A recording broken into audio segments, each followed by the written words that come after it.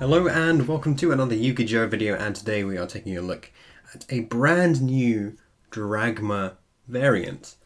Or I suppose it should be called Dogmatika now, because we've just had the rename of these cards actually come out. Road of the Duelist is out this weekend for the pre-release events. And then next week, I believe, is the official release. So the Dogmatika archetype is coming out. It's got loads of really high value and high impact cards. And combining them with BA is something that is really insane. So if you want to just skip to the combos, they'll be at the end of the video. Or you can stick with us and I'll explain all of the ratios and why we're playing this variant. So the reason why we're going for a BA variant of Dragma or Dogmatika is I asked in the Zodiac group for people to name a list of all the important decks with a grind game, because if you know, the Dragma archetype itself doesn't have an insane grind game. Sure, it adds back a little bit, but Assassin isn't even out yet, so it's going to take a little while before it has the full recursion that it needs to be truly competitive. So it's better to combine it with other grindy engines, which is why people are often combining it with the infamous Invoked engine. But this is a slight variation on that. I think the value you get out of the BA cards is going to be really cool. So definitely interested to show you guys this one. So we start off with 2 copies of Ecclesia, the Dragma Saint. So just going to explain through the basics of these guys. This can special summon itself if you control basically an extra deck monster, or a monster that's special summoned from the extra deck. And then if it's normal or special summoned, you can use its effect to search for another Dragma card or a Dogmatika card. If you do that, then you won't be able to special summon from the extra deck for the rest of the turn, which is never a problem because you pretty much always use this right at the end of your combo anyway. Then we've got 1 Fleur-de-Lis, which is a little bit like an effect veiler that doesn't target. If you control a Dogmatika, you can summon this and negate the effect of something on the field, plus it boosts your guys by 500 if you attack while you control Dragma cards. So, and then we have Maximus Dragma, or Dogmatika Maximus. This lets you send 2 monsters from your extra deck to the graveyard, and your opponent gets to do the same. So in the long run, this card is going to totally move out of the format because people will start playing Cyber Dragon Nova and Macabre, which makes this totally redundant, and they'll actually be able to get a pop and a negate off you resolving your effect. So it's much better that in the future you replace this with Assassin, which is the card that allows you to recur your engine. Then we have Triple Nadir, which is now, I think, Nadir's Servant is the name. So you send a monster from your extra deck to the graveyard, and then you get to add a Dragma monster or an Albus, whatever they renamed the Albus guy to, with attack less than or equal to the sent monsters, which is fine. So the attack stats of these guys, by the way, 1500, 25, and 1500. So although Disciple can't send the Dante, Maximus can send a Dante. If you need to add back some stuff, which is always nice. And then the last one is Shaddoll Rook, or Shaddoll Schism is the rename in the Ultra Rare print. So this allows you to fusion summon during your opponent's turn a Shaddoll monster by banishing the materials from the graveyard, which becomes really, really insane. And also when you do that, actually, you get to send 1 monster your opponent controls to the graveyard that has the same attribute as the monster that you summoned. So that's kind of busted there. You get you're generally going to get a Winder, and then alongside that you get to destroy or send, a Dark monster, which is really crazy.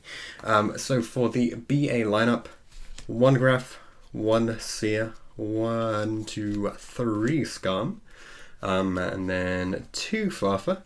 I don't think you need the 3rd one for this build, but I might consider it in the future down the line. I mean, this is just like an initial build, because there's not been any opportunity to test. Like even on DB, you can't actually play the Dragma stuff yet because the official release hasn't happened when I'm recording this. 1 Alec, 1 Calcab, 1 Libic, 1 Kagna, 1 Draheg, and 1 Rubik. These are all just names. Libic has value, Calcap has value. Alec's not great at the moment, but it does stuff sometimes. There's another variant of BA where you just use Rubik and you turbo into needle fiber, but that's not this variant. So you only need the one, you don't need the like multiple copies. It's just another BA name for your summons, because you really want to get to like Dante and Ecclesia basically. And then triple Fiendish Rhino Warrior and double Tour Guide. So I mean, Tour Guide 2 is awesome. This is just essentially another BA name. The combo I'm going to show you guys uses Tour Guide and Nadir, and it's really awesome, so stay tuned for that towards the end of the video. Then I don't think I will ever play a deck again without Upstart Goblin in it.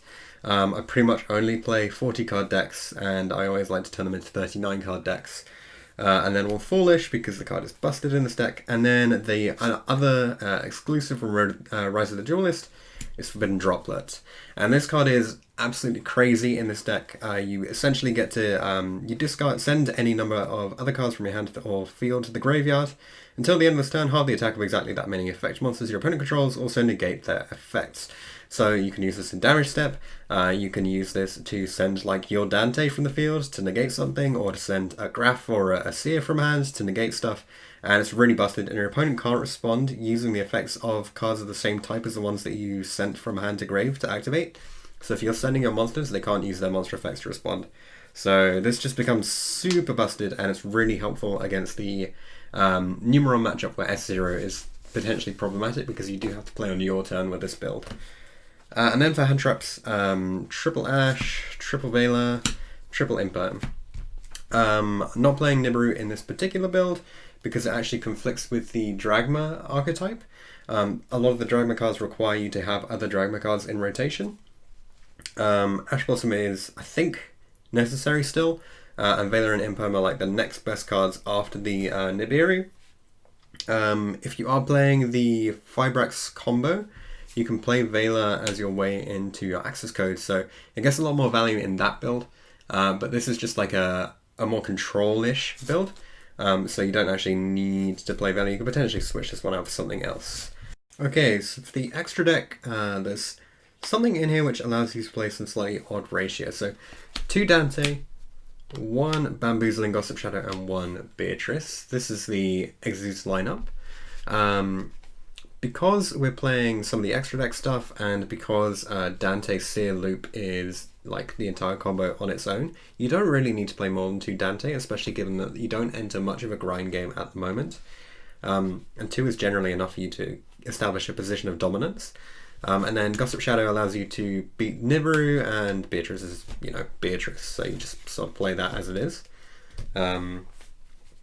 Then for the fusion monsters, so we have 1 Titaniclad, which if it's sent to the graveyard, then during the end phase you get to add a Dragma or Dogmatika card from your deck to your hand, or special summon one of the monsters, which is really, really nuts, and allows you to play into lots of really cool combos. So big fan of this card. It's probably going to be secret based on the leaks that we've seen recently. And then we have the Shadol lineup, so 1 App Cologne, which allows you to search for the fusion spell, 1 Construct, which allows you to add it back to hand, and then 1 Winder, which allows you to lock your opponent out of the game on their turn. Really, really nice. This package is so good. It's kind of crazy. The reason why I'm playing 1 Construct, 1 Winder instead of just double Winder, because essentially these do the same thing as for the combo, as you'll see later in the video. The reason why I'm playing 1 and 1 is this maximizes the value of Shadol Fusion when during siding you play Shadol Fusion in order to get some extra advantage out. And this is definitely the better option to have because it just allows you to push through boards a lot more. So definitely a great one to have there. And regardless, it doesn't really matter if you play 1 and 1 because you also play a Mega, which just allows you to bring everything back anyway. So this is just used for the graveyard effect. You're going to be sending it to the graveyard off the effect of Maximus anyway, so that will give you additional value down the line. And I'm not playing Untus, I'm just playing Omega because I'm not playing the trap in this build, so I don't need the double pop.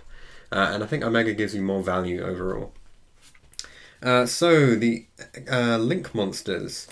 Something that the Dogmatika archetype does really well is it leaves quite a lot of monsters on the field after it uses all of the effects. So you don't want to just leave them there, you actually want to turn them into something with more value. So I'm playing IP Masquerena as like a really key part of the combo where you end on IP plus stuff plus Dogmatika cards, and then this allows you to turn those into additional plays. So I think it's like super important, and every build of Dogmatika that I'm looking at the moment features IP plays.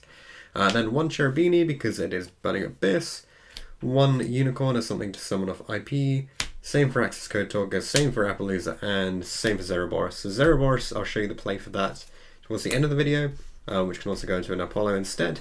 And then both of these cards are the high value ones that I haven't picked up yet. So I had an Apollo previously, but I sold the secret rare because I think it's most likely going to get a reprint in the tin anyway. So the value of this is just like tanking as a result of that. And then Access Code is probably going to hold the value, so I think I'm just going to have to suck it up and buy one of these eventually. But that's it for the deck itself. Let me take you through the main combo. Okay, so my favourite combo for this deck uses Tour Guide and Disciple, or Servant, I think is the rename. So it's a 3 of and a 2 of, and it's fairly easy to get to your Tour Guide anyway because you have things like Scum access. But as a turn 1 play, this is like absolutely insane. So start off with the normal summon of your Tour Guide, use its effect to bring out your Graph, obviously. I think it's very rare that it's anything else. And then these two can make your Dante. And then we're going to use the Dante mill effect just for 1, detaching the Graph. And let's just see what we mill off this. Just another Disciple, fine. And then we use the Graph effect, and that gives us access to Seer. And then we can link with these two into the IP Masquerainer. Most important boss card, I guess, of the extra deck. And then we'll use the effects of Dante and Seer, so we'll make Seer Chaining 1 and Dante Chaining 2, adding back the Seer and then summoning the Dante. Doesn't matter where we put it anymore. It's always nice that BA gets this like little upgrade from the change of the Master Rules. And then we can turn the Dante into a Beatrice by discarding the Seer, which is fine. You know, you lose a little bit of value there, but we're going to get it back anyway when we detach the Dante from this Beatrice during the opponent's turn.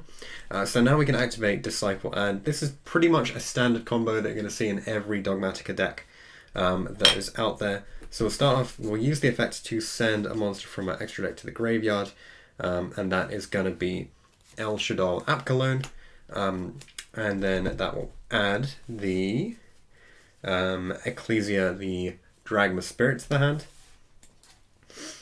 And then it will use the effect of the Apkalone to add Rook or Schism to the hand and then discard it. We'll then special Ecclesia with its own effect and then use its other effect to add a Dragma to Maximus Dragma to hand, or Dogmatika Maximus.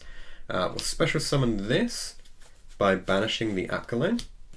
And then we'll use the effect of Maximus to send 2 extra monsters with different names to the graveyard. So that is going to be Construct and Titaniclad. And then the effect of Construct will add the Rook to the hand, and then we can set that, or Schism, sorry. And then during the end phase, we get to add another one. So we add the Fleur-de-Lis. So this is what we have. So during the opponent's turn, we have the ability to summon a Winder by banishing the Construct and Titaniclad from the graveyard. But you probably don't want to do this first. So first off, you want to disrupt your opponent with your Beatrice, detaching the Dante. You'll then add back off the Dante and presumably like send a Farfa or something to get rid of a problematic card. Then if you want to do the next bit of disruption, it really depends on what you want to go for. So I quite like the play where you Fleur-de-Lis your opponent, then you use IP to turn this, and it really doesn't matter because everything's going to go anyway, and these guys into a Zereboros, and then use the Rook to banish the Construct and the Titaniclad, or if you want to use the Omega, you could potentially go for something else here, and then that will bring out the Winder. And then the Winder will trigger the Zereboros and banish everything. So alternatively, if you want to structure it a little bit differently, you could actually summon the Winder earlier in the turn. So you'll be in, let's just restructure it. So you'll be in this position before you've used the Fleur. you can actually have your window up with your Dragma names, and then you can use the Fleur to trigger the Zeraboros instead. So after you summon the window, if your opponent finds a way to like imperm it or whatever, maybe they droplets it, you then Masquerena with this. It doesn't matter between these guys really, so I normally just go for the Maximus, and that makes the Zeraboros. And then you can still Fleur because you control the Dragma monster, so you can Fleur, summon it, negate an effect, and then trigger Zeraboros and wipe the field. So it's really crazy. So let's just rebuild that board as it was. So you end on an IP. This is still an extra deck. You've got your Beatrice, Dante, all set up, ready to go. Fleur-de-lis in hand, which can negate a monster effect. Rook set up, which will allow you to fusion summon Winder during your opponent's turn.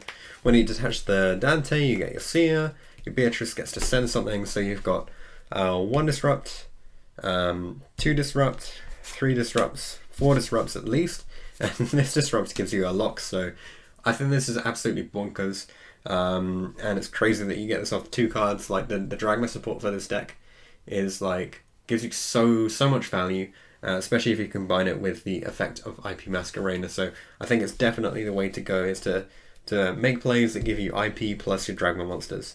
But in the future, we'll probably get rid of the Maximus and we'll have to change up the combos a little bit. But that should be absolutely fine anyway. You'll still be able to get the Rook or the Ecclesia depending on your hand. So I think this is a really nice deck, and it's definitely worth giving a go.